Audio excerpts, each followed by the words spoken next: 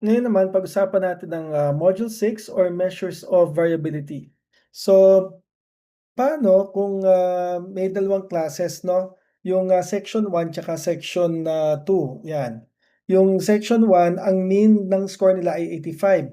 Yung Section 2 ang mean ng score nila ay 85 din. So, pareho bang mahusay yung, Section, 1 or 2 or Section A and Section B? Equally good ba sila? Or baka naman meron tayong, nami-miss dito sa data na ito. So today, pag-usapan natin yung, beyond the mean 'no. Hindi na 'to tungkol sa mean, sa median or sa mode.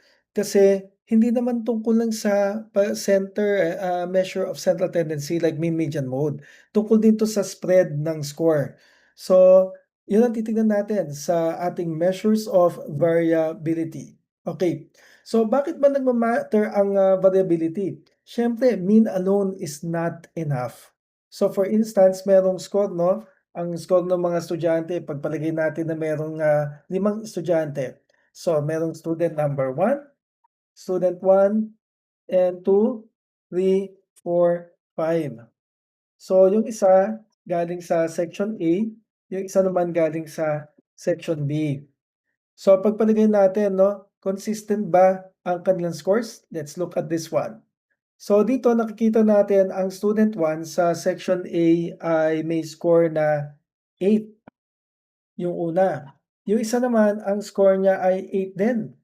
Tapos yung isa naman ang score niya ay 9. Yung isa ang score niya 10, yung isa ang score niya ay 10. Sa section B naman, nakita nila na ang score ng, mga estudyante ay ano, ang score ng mga estudyante ay, may nakakuha rin ng 10, may nakakuha ng 10, may nakakuha na naman ng 10. Ba, matataas pala ang, scores nila. May nakakuha din ng 10. Tapos meron sa kanila na nakakuha ng ano, well, siguro ang nakuha nito na score ay, 5, 'yan. So ano ang average ng, section A? So 'pag tinignan natin ang average ng, section A, ano kaya? Well, ang average ng section A ay 9. Eh, ano naman kaya ang average ng section B? Ang average ng section B ay 9 din. Wow! So pareho pala ang mean.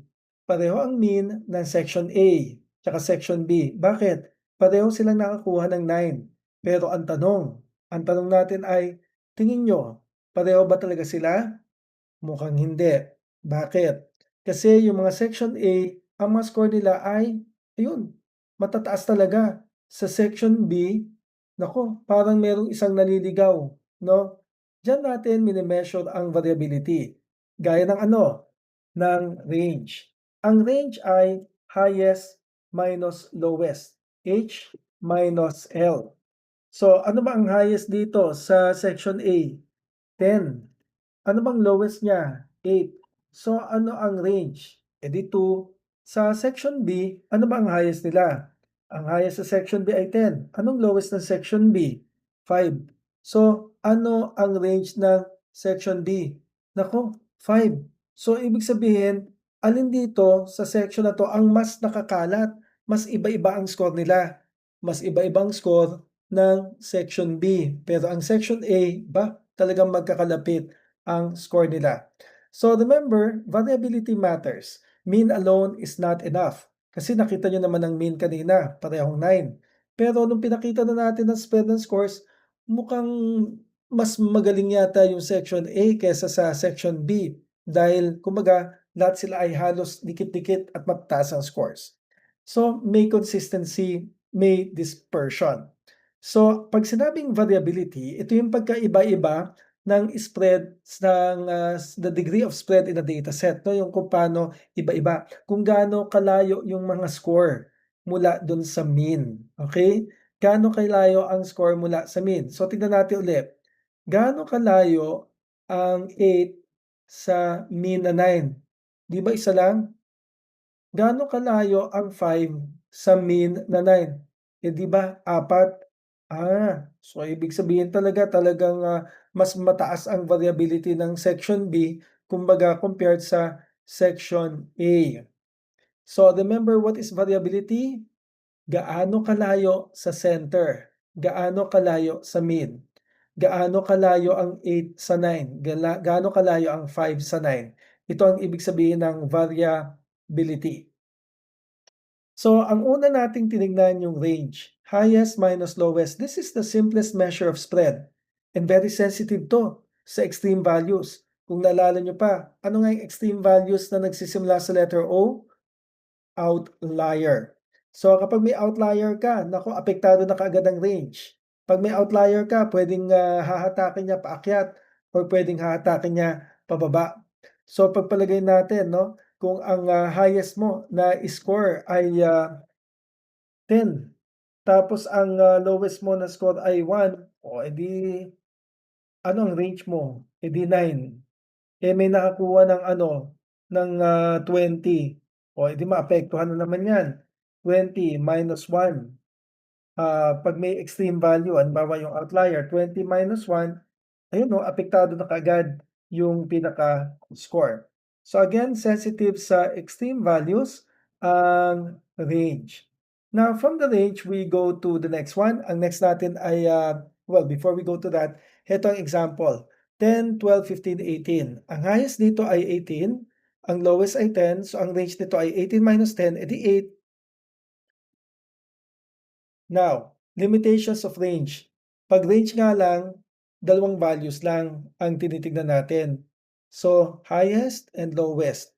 Tapos apektado pa ng outliers. 'Pag may masyadong mataas, apektado 'yan. 'Pag may masyadong mababa, apektado na naman siya.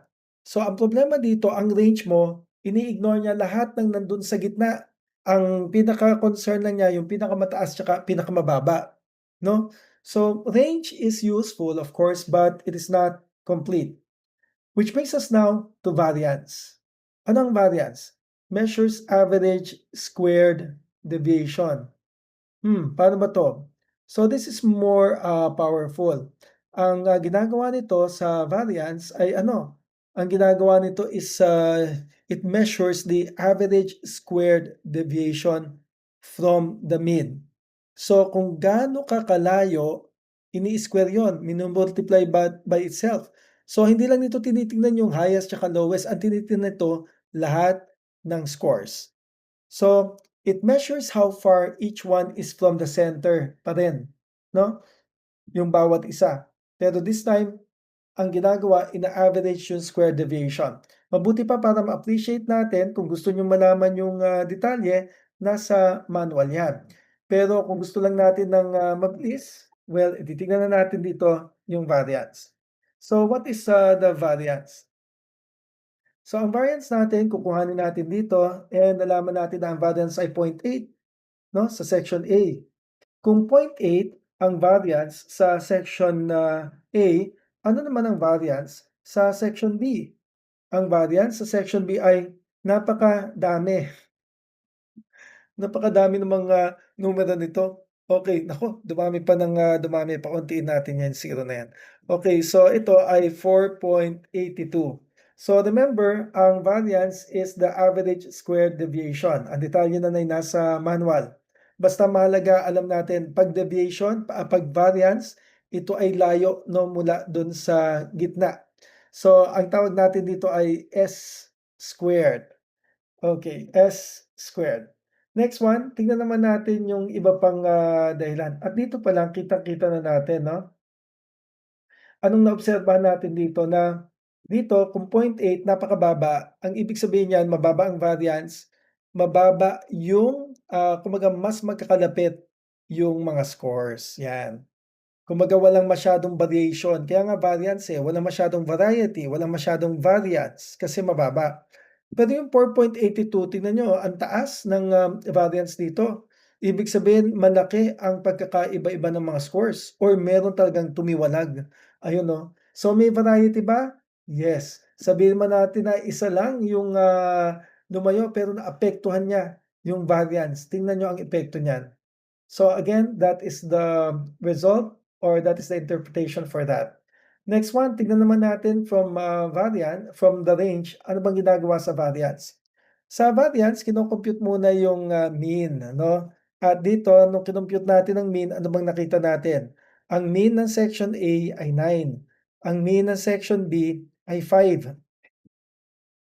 Tapos hinahanap natin yung layo. We find the deviation from the mean. So, x minus 9 ganyan 'no. 8 minus 9, 8 minus 9, 9 minus 9, 10 minus 9, 10 minus 9. Gano'n 'yun 'no, yung, hinahanap mo ang, deviation from the mean. And then ini-square natin ang bawat deviation. 8 minus 9 squared, 8 minus 9 squared, 8 minus 10 squared, 8 minus 10 squared, 8 minus 9 squared. Tapos we sum that and the result will be the 0.8 na nakita natin dito. So ganyan ang variance.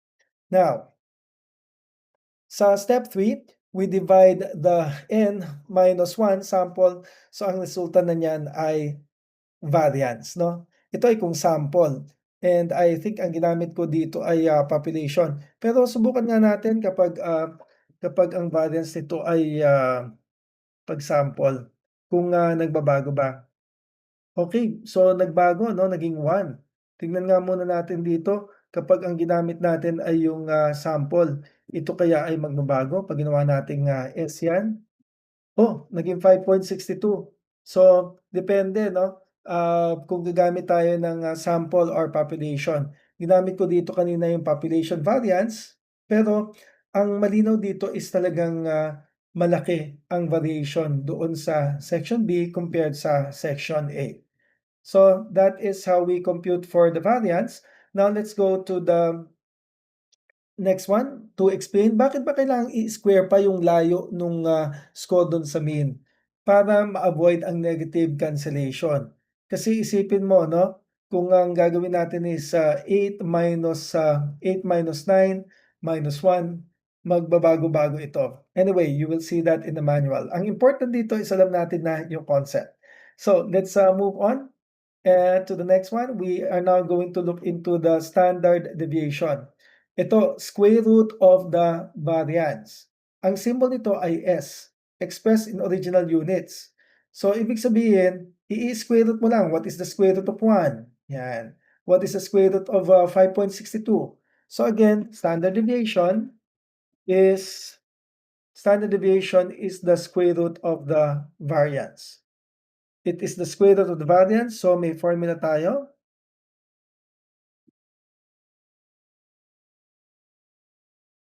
Standard deviation, piliin natin yan, and ayun, the square root of 1 is 1.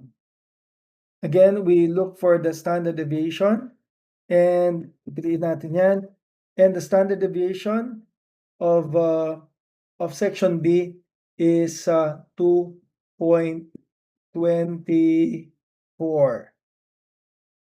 So ano ang, nalaman natin dito ngayon? Ngayon alam na natin yung, standard deviation, ibig sabihin mas mataas ang standard deviation ng section B, kumpara sa standard deviation ng section 1. Ibig sabihin mas, mas kalat yung, score ng, section B 'no, mas, nakakalat dahil nga hinahatak nung, 5, 'no. So again, yan ang symbol natin diyan, ang symbol natin ay S. So sa variance, ang, symbol natin ay S squared kapag, variance, and kapag standard deviation naman ang ating, ang symbol natin diyan ay S. Now, standard deviation example. Halimbawa, ang variance ay 16. Ano ba ang square root ng 16? Eh di 4. So, the standard deviation is the square root of the variance. So, ano ngayon kung mababa ang standard deviation? Ano ngayon kung mataas ang standard deviation? Well, merong meaning yan. So, tignan na natin ngayon ang interpretation. Paano ko ba interpret yung, paano ko ba ito i-interpret? So, how do we interpret this? We interpret by saying that, ayan o, mababa. Mababa ito. So, kung mababa ito, kumpul-kumpul yung mga scores. And there is a term for that. They're called clustered. Pero ito naman, ang tawag naman natin dito ay scattered. Bakit scattered? Nakakalat 'no, or puwedeng, gamitin natin yung word na spread out yung data. So 'pag spread out may pagkakalayo-layo, 'pag clustered magkakalapit. So ganyan kahalaga. Bakit clustered? Eh, kasi nga ang range 2. Bakit spread out? Eh, ang range 5. Bakit clustered? Ang variance 1, eh. Eh, anong, bakit spread out? 5.62. Bakit clustered? Kasi 1 ang standard deviation. Bakit spread out? Kasi 2.24.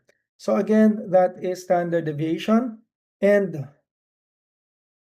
remember, in terms of distribution and standard deviation, 'pag bababa ang variability, tight ang cluster. 'Pag mataas ang variability, widespread 'yan. So again, 'pag mababa ang variability, tight ang cluster na 'yan, pero kapag high ang variability, widespread 'yan. Nakita natin ito doon sa distribution na curve, 'no? So again, nakita natin ito doon sa distribution na curve. Okay. So, tignan natin na dito. So, remember that when we, interpret, dahil nga ito ay, clustered, 'yan, dahil clustered 'yan, edi low ang variability. Pero ito spread out, so high ang variability. So, that is, in terms of the variability. So, tatandaan mabuti yung, mga terms.